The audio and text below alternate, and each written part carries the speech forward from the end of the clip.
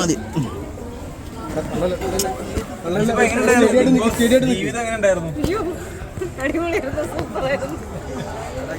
എന്ത് തോന്നി? കണ്ടിട്ട് എന്ത് തോന്നി? അതിനകത്തുനിന്ന് ഞാൻ ഭയപ്പെട്ടതിനേക്കാളും ഭയപ്പെടുത്തരുത്. പേടിച്ചു, ഭയങ്കര ബുദ്ധിമുട്ടായിരുന്നു. Very difficult. ഇപ്പോ പ്രതികരണങ്ങളൊക്കെ ഇപ്പൊ എങ്ങനെയുണ്ട്? ബിഗ് ബോസിൽ ഇറങ്ങി അങ്ങോട്ട് ഫ്ലൈറ്റ് കയറുന്നതിന്റെ കുറച്ച് മുന്നേ എനിക്ക് ഫോൺ കിട്ടിയത് കുറച്ച് ചാർജ് ചെയ്തിട്ടാണ് കിട്ടിയത്.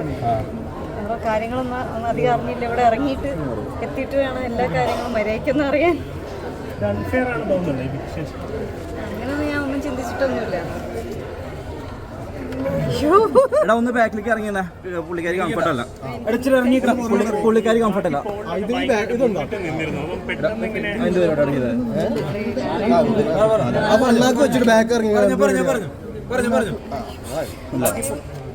പറയും വേണം എനിക്കറിയില്ല. ഞാൻ അതിനകത്ത് നിന്നപ്പോൾ ഞാൻ കൺഫ്യൂസ്ഡ് ആയിരുന്നു. എല്ലാവരും ചോദിക്കുമായിരുന്നു എങ്ങനെയാണ് ഞാൻ ഓരോ എവിക്ഷനിലും ഇങ്ങനെ നിൽക്കുന്നത്, അകത്തേക്ക് വരുന്നതെന്നൊക്കെ. പക്ഷെ അതറിയാൻ എനിക്കും ക്യൂരിയോസിറ്റി.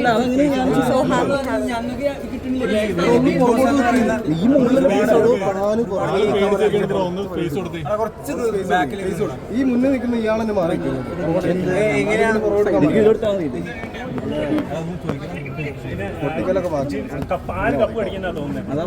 എന്റെ ആഗ്രഹം ഋഷി കപ്പടിക്കണം എന്നാണ്. എനിക്ക് ഋഷി കപ്പടിക്കണം എന്നാണ് ആഗ്രഹം. പിന്നെ ജാസ്മിനുമായിട്ട് കുറെ ഭയങ്കര ഒരു മൈൻഡ് ഗെയിമറാണ് മൊത്തത്തിലൊരു ഇതുണ്ട്.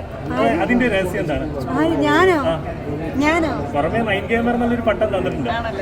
ഞാൻ മറ്റേ CID ന്യൂസിൽ ദിലീപേട്ടൻ വന്നിട്ട് ബോംബ് ബ്ലാസ്റ്റ് ചെയ്യുമ്പോൾ ഇത് പറയാനാണ് ഞാൻ വന്നതെന്ന് പറയില്ല, അതുപോലെ പറയേണ്ടി വരും.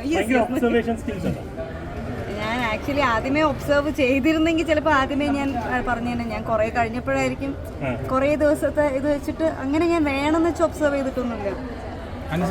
പാവായിട്ട് തോന്നി അൻസിബയ്ക്ക് അല്ല, എല്ലാവരോടും നല്ല രീതിയിൽ പെരുമാറുക, എല്ലാവരോടും ചിരിച്ച് സംസാരിക്കുക, എല്ലാവരും ഒരു സുഹൃത്തിനെ പോലെ കാണുക.